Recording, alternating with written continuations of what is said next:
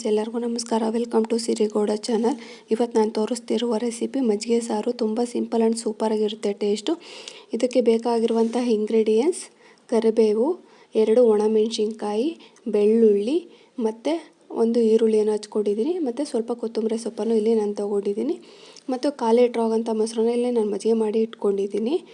ಮತ್ತು ಒಂದು ಬೌಲಲ್ಲಿ 2 ಸ್ಪೂನಷ್ಟು ಎಣ್ಣೆಯನ್ನು ಹಾಕ್ಕೊಂಡು ಅದಕ್ಕೆ 1 ಟೇಬಲ್ ಸ್ಪೂನಷ್ಟು ಸಾಸಿವೆಯನ್ನು ಹಾಕ್ಕೊಂಡಿದ್ದೀನಿ. ಇದು ಸಿಡಿಯೋ ತನಕ ಹಾಕ್ಕೊಂಡು ಆದಮೇಲೆ 1 ಟೇಬಲ್ ಸ್ಪೂನಷ್ಟು ಜೀರಿಗೆಯನ್ನು ಸಮೇತ ಇಲ್ಲಿ ಹಾಕ್ಕೊಂಡಿದ್ದೀನಿ. ಇದು ಸ್ವಲ್ಪ ಚಿಟಪಟ ಅಂತ ಸಿಡಿಬೇಕು. ಆಮೇಲೆ ಇದಕ್ಕೆ ಸ್ವಲ್ಪ ಹಸಿ ಕರಿಬೇವನ್ನು ಹಾಕ್ಕೊಂಡು ಇದಕ್ಕೆ ಸ್ವಲ್ಪ ಬಾಡಿಸ್ಕೊತಾ ಇದ್ದೀನಿ. ಇದು ಸ್ವಲ್ಪ ಫ್ರೈ ಆಗಬೇಕು. ಹಸಿ ಕರಿಬೇವುದು ಅದು ಫ್ಲೇವರ್ನೆಲ್ಲ ಅದರೊಳಗಡೆ ಬಿಟ್ಕೊಂಡ್ರೆ ತುಂಬಾ ಚೆನ್ನಾಗಿರುತ್ತೆ ಮಜ್ಜಿಗೆ ಸಾಂಬಾರು ಅಂತ ಅದು. ಮತ್ತು ಇಲ್ಲಿ ನಾನು ಬೆಳ್ಳುಳ್ಳಿನ ಜಜ್ಜಿಟ್ಕೊಂಡಿದ್ದೆ, ಅದನ್ನು ಸಮೇತ ಹಾಕ್ತಾಯಿದ್ದೀನಿ. ಇದನ್ನು ಫ್ರೈ ಮಾಡ್ಕೊತಿದ್ದೀನಿ. ನಾನಿಲ್ಲಿ ಸ್ವಲ್ಪ 2 ಟೇಬಲ್ ಸ್ಪೂನ್ ಅಷ್ಟೇ ಆಯಿಲ್ ಹಾಕ್ಕೊಂಡಿರೋದು. ಯಾಕಂದರೆ ಜಾಸ್ತಿ ಆಯಿಲ್ ಹಾಕ್ಕೊಂಡ್ರೆ ಏನಾಗುತ್ತೆ, ಮಜ್ಜಿಗೆ ಸಾಂಬಾರಲ್ಲಿ ಆಯಿಲ್ ಕಂಟೆಂಟ್ ಅನ್ನೋದು ಜಾಸ್ತಿ ಆಗಿಬಿಡುತ್ತೆ. ಆಮೇಲೆ ಇಲ್ಲಿ ಸ್ವಲ್ಪ ನಾನು ಕಡಲೆಬೇಳೆಯನ್ನು ಸ್ವಲ್ಪ ಹಾಕ್ಕೊಂಡಿದ್ದೀನಿ, ಜಾಸ್ತಿ ಹಾಕ್ಕೊಂಡಿಲ್ಲ. ಇದನ್ನು ಸ್ವಲ್ಪ ಹಾಕ್ಕೊಂಡು ಗೋಲ್ಡನ್ ಕಲರ್ ಬರೋ ತನಕ ಸ್ವಲ್ಪ ಫ್ರೈ ಮಾಡ್ಕೊತಾ ಇದ್ದೀನಿ. ಇದನ್ನು ಚೆನ್ನಾಗಿ ಫ್ರೈ ಮಾಡ್ಕೊಬೇಕು. ಯಾಕಂದರೆ ಇದ್ರ ಫ್ಲೇವರು ಘಮ ಅನ್ನೋದು ಮಜ್ಜಿಗೆ ಸಾಂಬಾರಲ್ಲಿ ತುಂಬಾ ಚೆನ್ನಾಗಿರುತ್ತೆ. ಸಾಂಬಾರಲ್ಲಿ ನಾವು ಬೆಳ್ಳುಳ್ಳಿಯನ್ನು ಹಾಕ್ಕೊಂಡಿರೋದ್ರಿಂದ ಇದೇನಾಗುತ್ತೆ, ನಮಗೆ ನೆಗಡಿ ಅನ್ನೋಂಥದ್ದು ಆಗೋದಿಲ್ಲ. ಮತ್ತು ಇದಕ್ಕೆ ನಾನು 2 ಒಣಮೆಣಸಿನ್ಕಾಯಿಯನ್ನು ಇಟ್ಕೊಂಡಿದ್ದೆ, ಅದನ್ನು ಸಮೇತ ಹಾಕ್ಕೊಂಡು ಇಲ್ಲಿ ಫ್ರೈ ಮಾಡ್ತಾ ಇದ್ದೀನಿ. ಇದು ಮಜ್ಜಿಗೆ ಸಾಂಬಾರು ಏನಿದೆ, ನೆಗಡಿ, ಕೆಮ್ಮು ಮತ್ತು ಯಾರಿಗೆ ತಲೆ ಎಲ್ಲ ಸ್ವಲ್ಪ ಭಾರ ಅಂತ ಅನಿಸಿರುತ್ತೆ, ಟೇಸ್ಟ್ ಎಲ್ಲ ಬಾಯಿಗೆ ಸಿಗ್ತಾ ಇರಲ್ಲ, ಅವಾಗ ಮಜ್ಜಿಗೆ ಸಾರು ಮಾಡ್ಕೊಂಡು ಕುಡಿಯೋದ್ರಿಂದ ಸ್ವಲ್ಪ ರಿಲೀಫ್ ಅಂತ ಅನಿಸುತ್ತೆ. ಮತ್ತು ನಾನಿಲ್ಲಿ 1 ಈರುಳ್ಳಿಯನ್ನು ಹಚ್ಚಿಟ್ಕೊಂಡಿದ್ದೆನಲ್ಲ, ಅದನ್ನು ಸಮೇತ ಹಾಕ್ಕೊಂಡು ಇಲ್ಲಿ ಫ್ರೈ ಮಾಡ್ತಾ ಇದ್ದೀನಿ.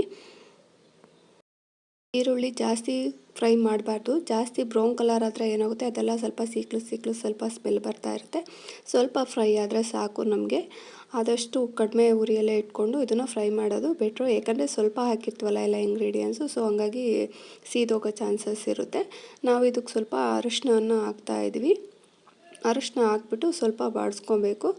ಯಾರಿಗೆ ನೆಗಡಿ ಕೆಮ್ಮು ಇರುತ್ತೆ ಅವರೆಲ್ಲ ಕುಡಿದ್ರೆ ತುಂಬಾ ಚೆನ್ನಾಗಿರುತ್ತೆ, ಬೇಗನೆ ಉತ್ತಮ ಆಗುತ್ತೆ. ಯಾಕಂದರೆ ಇದರಲ್ಲಿ ಜೀರಿಗೆ ಇದೆ, ಅರಿಶಿನ ಇದೆ, ಇದರಿಂದ ಬೇಗನೆ ಉತ್ತಮ ಆಗುತ್ತೆ.